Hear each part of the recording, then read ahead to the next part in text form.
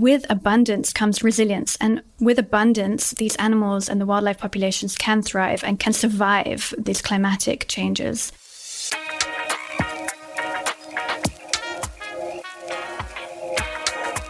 Welcome to another episode of Rewilding the World. I'm Ben Goldsmith, and I'm lucky enough to be sitting here with Andreia Pawel, who's calling from Cape Town. Andreia, thank you so much for taking the time to be with me today. Hi, Ben. Really grateful to be here. Thanks for inviting me. So Andreia leads an organization called ORKCA, the Orange River-Karoo Conservation Area, which has an emphasis on rewilding a really mind-bogglingly vast potential area in southern Namibia. Andreia, can we start, please, by talking about Namibia more generally? Where is Namibia? How big is Namibia? And where are the remaining intact landscapes in Namibia? Yeah, so Namibia is in southern Africa. We border with South Africa and Botswana and Angola.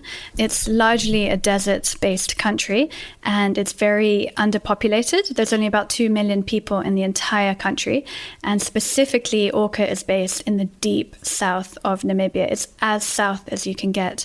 We're right on the border of South Africa. And the northern part of Namibia is still reasonably intact, as I understand it. I mean, my mother is 89, and she's been on one safari holiday in her life. She went in the 1960s with John Aspinall and others, and they went for a desert safari to the northern part of Namibia. And she remembers seeing elephants on the beach and all kinds of extraordinary wildlife. Is that still the case in the northern part of that country? Yeah, I would say the northern part of Namibia is where most of the wildlife conservation is, most of the wildlife tourism as well. Most of our nature reserves and national parks are all centered around northern Namibia. Southern Namibia, we have community conservancies, but there's very little to none conservation tourism or wildlife tourism. So most of southern Namibia was given over really to cattle ranching, wasn't it? That my understanding is that huge numbers of very large ranches, a lot of barbed wire fencing, and not much wildlife remaining. Exactly. So by the time Namibia gained independence in 1991, most of southern Namibia was portioned off as commercial farmland. And predominantly where we are, specifically where we are in the south, in the deep south, it was charcoal farming. And the reason why it was such an affluent industry and the farmers were doing so well is it because the sheep did not have to get fat and they could thrive off an environment that had very little grazing. You actually take a charcoal lamb 2 to 3 weeks prematurely before they're meant to give birth. You take a little bit of the chin and you take a little bit of the belly, and this amazingly soft and delicate pelt was used in the fashion industry. And then in the 60s, when Born Free came in, they ran a massive campaign and charcoal farming became illegal. And so overnight in southern Namibia, we had an industry just turn on its face. And so, we had livestock farming and commercial farmers doing well. Overnight, most of the people lost their industry and lost their economy. So we're dealing with a very sort of neglected farming landscape at the moment. When you said caracal, I thought for a moment you meant the caracal, the leaping wildcat that lives through Africa and parts of Asia. So caracal is a type of sheep which produces this extra soft wool. And so when the caracal sheep farming industry collapsed, what was the answer? Did they bring in cattle or did they bring in more conventional sheep? What happened to those farmers? So there is cattle farming in the area. It's we have a lot of the and then goat farming and sheep. They brought in other types of sheep and other types of goat, but the land cannot sustain that much grazing. So there's a bit of browse and there's a little bit of grazing, but as climate change is increasing and the drought spells are getting longer and longer, there isn't enough time for the seed bank to recover. And so if you've got heavy grazing cattle and a lot of pressure on the rangeland, the land just can't support it. So the answer was people were buying up more and more areas of land. Farmers were growing their farms and trying to sort of move their livestock according to the greener pastures and according to the summer and winter rains. But then, we've hit a threshold now. And we're talking typically white South African farmers, are we, in terms of the people who own most of this land? Yeah, so these are European settlers, Dutch European settlers. We have a few Irish families as well, but they're Dutch. And in terms of the environmental obstacles that stand in the way of the recovery of wildlife in this part of Namibia, desertification, we've talked about overgrazing by domestic livestock. What about fencing? I mean, how important an issue is the fencing itself that divides all these ranches?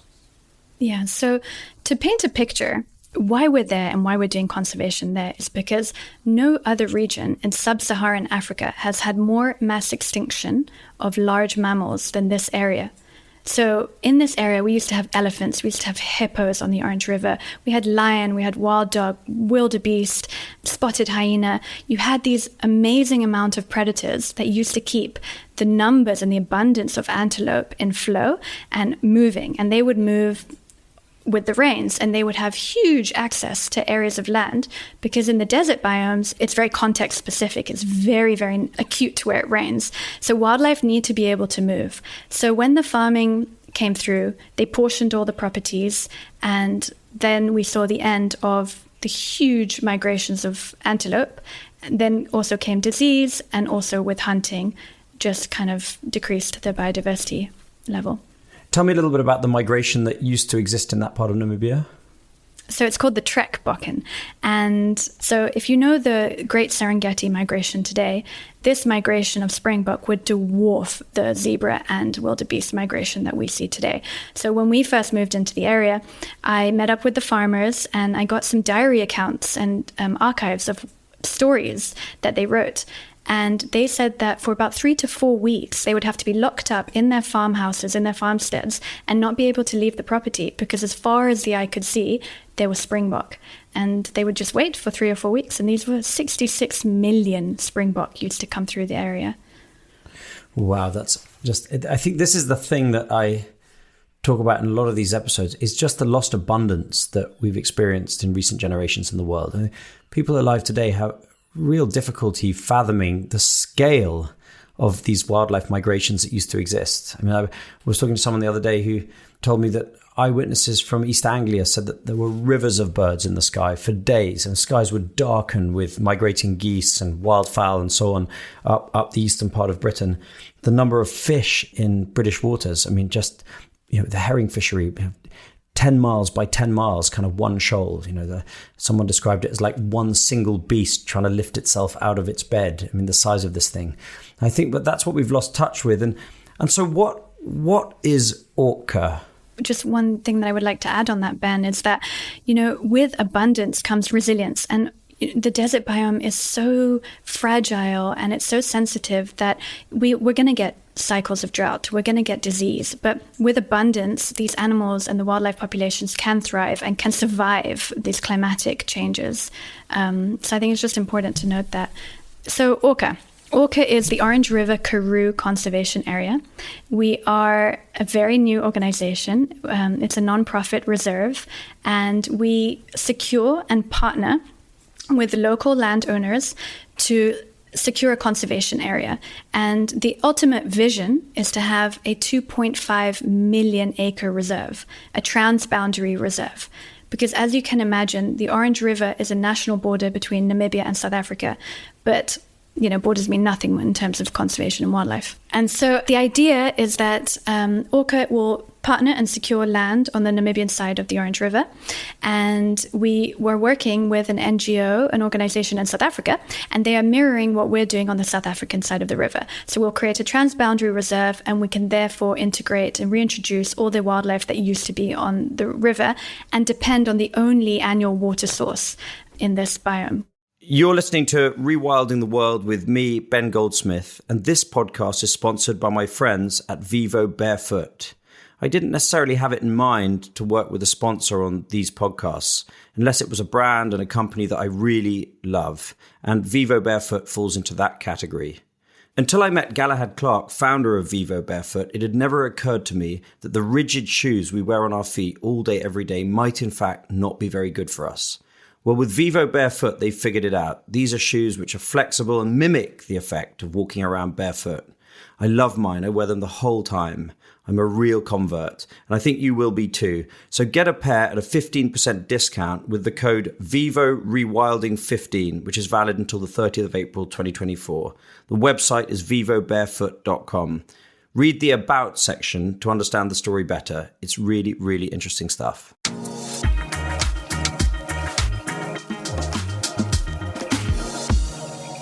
So I noticed that you've got Sean Garrity on your board, and Sean, of course, was one of the progenitors of the amazing American Prairie Reserve project. And I had Alison Fox from APR on the podcast series earlier in the year. What are the parallels between what they're doing in Montana and what you're doing in southern Namibia?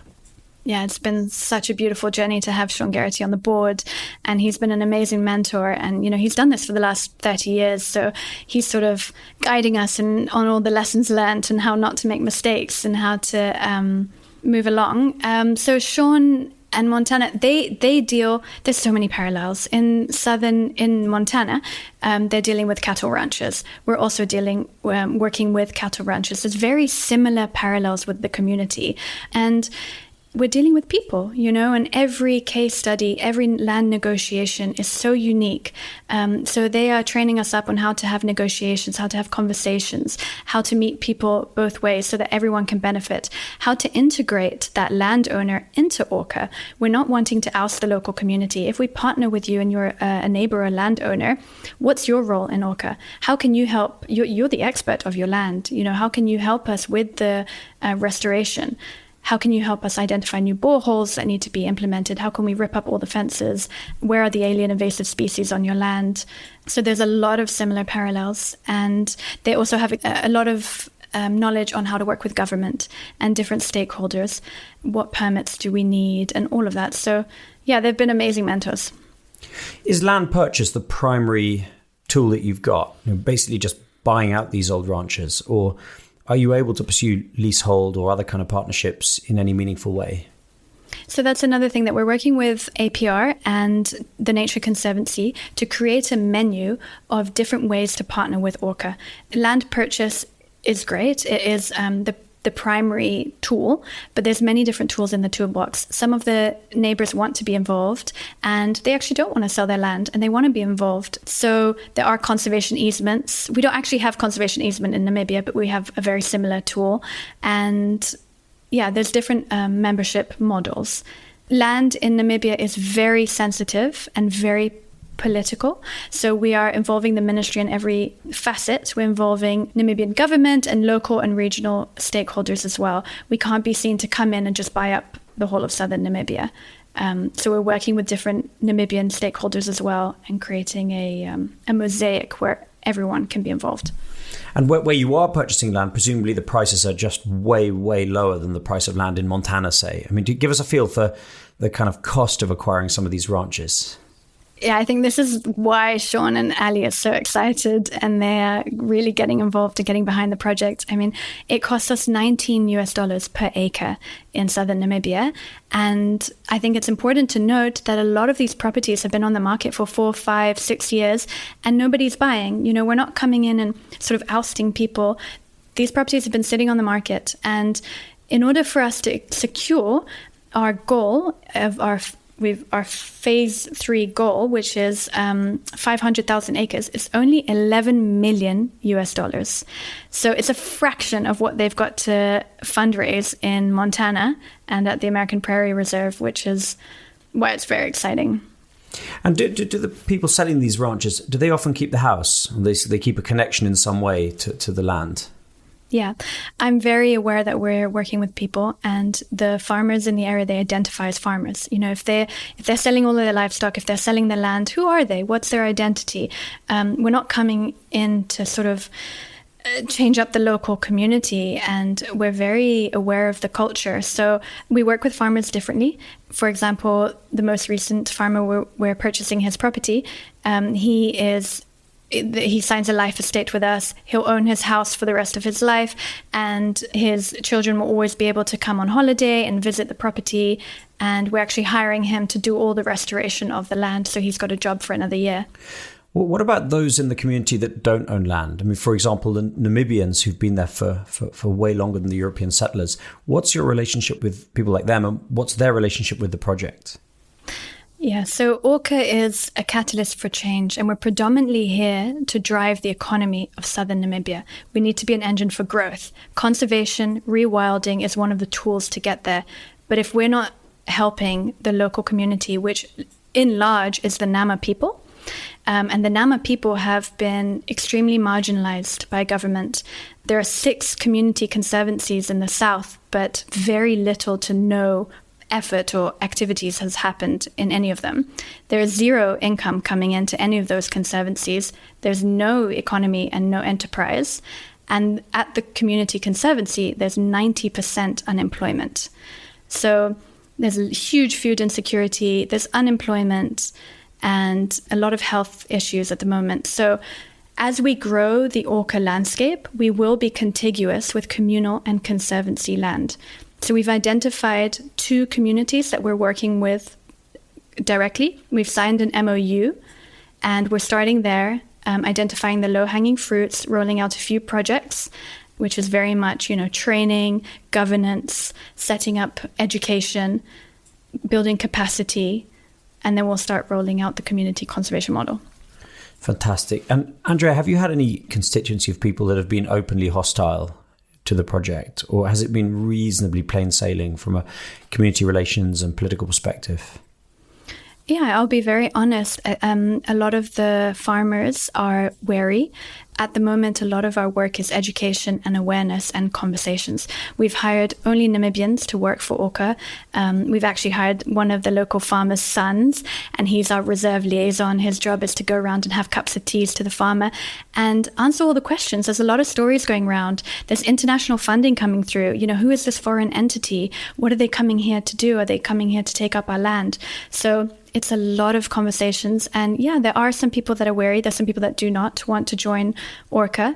And we're creating a mosaic. Not all of the properties that border current ORKCA want to join us. And that's okay. It might take 10 years. It might take 20 years. And when you're dealing with conservation, you're dealing with real people. And there's politics involved and bureaucracy. What's it like on the land that you started working on first? I mean, how has the restoration manifested itself? Yeah, so when I got there about 8 years ago, it was covered in fencing. It was covered in farm fencing, livestock fencing, corrals, water troughs, scrap, old cars, so much old ammunition from wars, graves, all sorts of stuff, just like a lot of human infrastructure. It was a big cleanup job. And we initially set up tourism expeditions, and we ran these conservation expeditions where we convinced school children from the UK and the US to come out and pay to clean up and rewild the land. And it was a really beautiful way to arrive on the land as a disarming approach to work with the community, because we didn't come in as a nonprofit. We came in as a tourism venture. And so we worked with the Afrikaners, we worked with the Nama people, and we hired everyone and kind of cleaned up the land together. And now the farmers come onto the land and they see what a rewilded core area looks like only 7 years in, even though we've had drought, and they compare it to their land. And it's unbelievable, Ben. Like if you walk onto the current core area at the moment, there's grass as high as my hips. It's thick. It looks like savanna. There's a fence. And if you cross the fence, it's degraded. It's barren. And that's farmland, and that kind of proof, that's awakened the farmers. What about woody vegetation, kind of shrubs, trees? Do you see that recovering too? Yeah, that takes longer, but the woody shrubland and the browse is definitely recovering as well. The flowers, it's hard to say because we have just come out of a 7-year drought, and we're doing baseline surveys at the moment. We're a complete blank canvas in terms of science. There's been no scientific research in the area. It's just been farmland. So although we have stories and we have written accounts of all the farmers' wives, which are our best local ecologists, they're amazing, their knowledge. We're only starting now to do proper scientific research. And what about wildlife recovery? Has that started to take place? Have you found species, for example, that you thought you were going to have to reintroduce, but suddenly they showed up on your camera traps without help?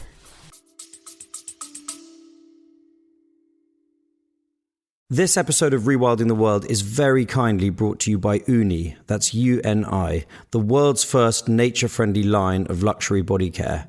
We've all heard about the harm that sun cream does to coral reefs, but it's not just sun cream and it's not just coral reefs. Well, Uni makes plastic-free, nature-friendly essentials like shampoo, conditioner, hand wash, and even natural deodorant, all full of nourishing ingredients such as seaweed kelp, aloe vera, and olive oil. We've been loving our Uni products, but don't take it from me, here's my wife Jemima. Yes, I really love them. They're such clean and nourishing products. The microalgae body oil is so good and really smells amazing. You can find Uni products at Space NK or at weareuni.com. So we removed 52 kilometers of inner boundary fences. And what's really cool is that if you cut a fence and there's water or greener pasture on the other side, a mountain's Hartmann zebra will find that within 24 hours. And they lead the way for all the other wildlife. They open up. And they also dig, if they dig the sand, and they open up water for the other wildlife to be able to drink. So that was amazing to see how quickly the zebra came through and led the way for the other wildlife. And then oryx population, our gemsbok population, and our springbok population is definitely increasing. But what's really cool is they're getting habituated. They were so skittish and they were so scared when we first came in. The land was hunted, and hunted quite gnarly, if I can say that, and unethically. And now the wildlife are getting comfortable and they're getting used to the cars, they're getting used to us. And that's really special to see wildlife unafraid. Are there any herbivores missing from the landscape that you probably will have to reintroduce yourselves? Our gene stock is not great at the moment. So as we start increasing the landscape, we will bring in more numbers of the current antelope. There aren't any herbivores that we don't have that we could currently get. On the river, we would like to bring in blue wildebeest. And what about carnivores? Yeah, I mean, my dream, and I'm not leaving ORKCA until we reintroduce cheetah. They have to be there. One of our neighbors did try and reintroduce cheetah about 10 years ago, and they lasted about 3 weeks. Farmers shot them. So we need to do this slowly. We need to do this sensitively when we've got buy-in, when everyone's in. We understand, yes, a few livestock might get taken, but it's okay because we're all benefiting from the wider conservation area. So you don't think that cheetah will find their way there naturally? You'll have to reintroduce them, in your opinion? Yeah, absolutely. We found a spotted hyena on the reserve for the first time, seen in the whole area for 20 years. So the spotted hyena came all the way from the Spurgebeach National Park, we think. But other than that, we're too far away to the closest cheetah. We do have leopard, an abundant population of leopard. We've ID'd 17 different leopard. But cheetah, we need to bring in lion, wild dog. We need a lot more predators, and we will have to actually bring them in. And what about smaller animals, the smaller predators, for example, for little desert foxes and cats and those kinds of things? Have those been eradicated from the landscape, or are they still there? No, they're sneaky. They know how to get away, no matter how much they get shot. So, yeah, we've got Cape foxes, we've got aardwolf, we've got jackal, we've got lots of the small predators are there. And they're doing well. Bettied foxes as well. So would you say, Andrea, that you've got a very powerful tailwind in the sense that conventional farming is really not viable in this landscape? The average age of farmers is creeping higher and higher into the 70s. Their kids don't want to do it. People are moving away. The economic model is simply not working. And therefore, an alternative needs to be found in order to breathe new life back into these communities. Given that, and given the very low land prices, I mean, it seems like this is really doable. Like 2.5 million acres, it sounds immense. It sounds impossible. But it also seems to me, having spoken to you during the last 20 or so minutes, that this is something that you might actually pull off. Yeah, I think realistically, this is only going to work out if the community drive ORKCA. We're building capacity at the moment. If the commercial farmers become conservationists, if the Nama people become conservationists, and everyone believes in it and everyone backs it and they drive it.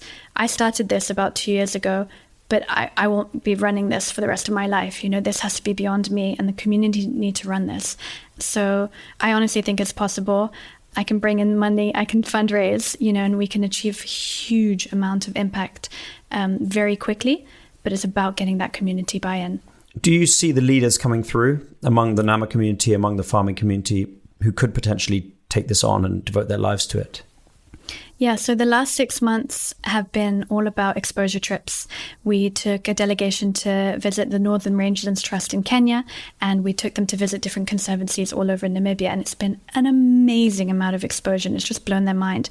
People in the South did not realize that conservation is even an economic driver, an opportunity, for enterprise. So it's really sort of blown their minds, and now it's about harnessing all of those lessons, applying it to the southern Namibian context, and trying out small projects, and see how it works. Presumably tourism is the big potential source of revenue. Tourism is a source of revenue. We would love to build a digital nomad lodge on ORKCA. So, a beautiful space where people that are remote working can come and hold business meetings, board meetings, all sorts. And then in the afternoon, you can go and track wildlife and you can participate in the rewilding and restoration. But another source of revenue is we're going to do joint venture irrigation farms. So food insecurity is a huge problem in southern Namibia. So high yielding crops, create supply chains, sell them to the local community, and then export as well. Well, what's the scale of your organization now? I mean, this is a really huge undertaking. Like, how many people do you have working for you? What's your annual budget, the operating costs, as well as the budget for buying the land? I mean, what's the shape of your group? So although we've been thinking about ORKCA for the last sort of 7-8 years, we're actually only into 1 year of our operations. So about 12 months ago, about a year and a half ago, I went to the UK. I pitched for seed funding. We secured 3 years of seed funding, which is 1.5 million US. So our annual operating budget is 500,000 a year. We're very small. We're very basic. We had an amazing landowner who donated their land, 2 farms, to ORKCA. So we officially own land now, and we can leverage that to fund, to purchase more properties. And we're still sort of scattered around, all working from our computers. We don't have a headquarters yet. It's a very basic infrastructure, but we've secured funding for some projects and we're trialing them. So full-time on ORKCA, we've got 10 people working for us at the moment. And we've got a head of finance, a community program officer, a land negotiator, a strategic officer, and we're taking it from there. And you've built all of this, Andriea. Tell me this: are you so presumably you've been in love with nature since your childhood, right? This is like a lifelong dream to be doing this kind of stuff. And where did you grow up? So I'm from Brazil. I was born and raised in London, but both of my parents are Brazilian. And I grew up in an international environment in London, went to international school. And since I was little, I remember that my dad used to just take me to all the wildlife zoos and wildlife areas of London and just sit, and I was obsessed with chimpanzees. Jane Goodall was my biggest inspiration. And I actually wanted to be a psychologist for orphan chimps. So a bit random, but when I graduated in my master's in primatology, I went out to Sierra Leone and did my research with chimpanzees. And one thing led to another, and I ended up in Namibia. Andriea, I just can't get over my excitement about this project. I want to visit you. I want to come and see this 2.5 million acres of wild land starting to reemerge. And if that great migration of impala can be recovered, even if it could be 10 or 20% recovered, it'll be the kind of abundance that we're not used to seeing in the world today. I think it'd be something that people from all over the world would flock to witness. I hope that I can be helpful to you in one way or another. I'm really very grateful to you for taking this time to speak to me. Thank you. Thank you. Thanks, Ben. I really appreciate you for inviting us to be here today and share the ORKCA story. We're so new, and we're at the beginning of a very long journey, and it just feels really grateful that you've chosen us amongst your amazing, pool of conservationists. And thank you for your mentorship so far and for your advice so far. And I look forward to you being on this journey with us.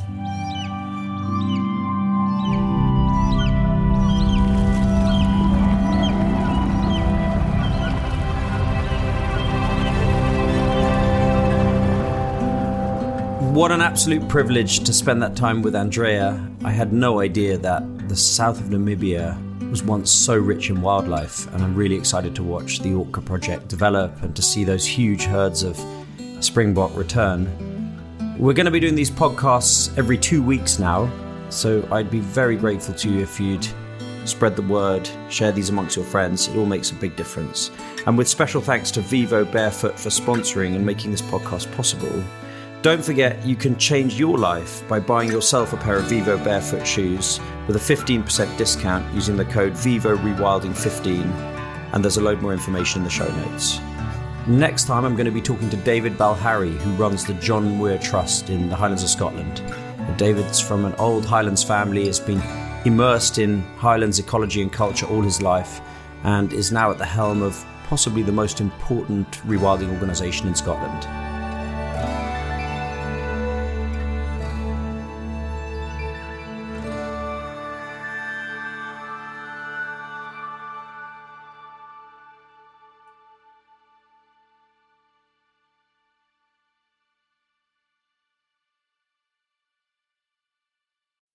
You already know that this isn't about one species. It's about systems, interdependence, collapse. And yet, wild salmon, one of the clearest indicators we have, are vanishing fast. Their decline signals something deeper, something more dangerous. I'm Jim Murray. I host The Last Salmon. It's not a side story. It's the biodiversity story that everyone like you should be listening to. Season 2's out now. One of the best ways to support rewilding is to go and visit rewilding projects on the ground. My friends at the European Nature Trust have asked me to tell you about a series of coexistence adventures that they've put together. They're designed to give you the best chance of seeing Europe's most iconic species: bears, wolves, lynx, and so on. All of these are on the rise in Europe because of rewilding projects. These trips are hosted by expert guides and conservationists, and most importantly, the European Nature Trust is giving half of the revenues directly to the foundations working on the ground to restore wildlife. I'd love you to check out these coexistence adventures at the European Nature Trust website.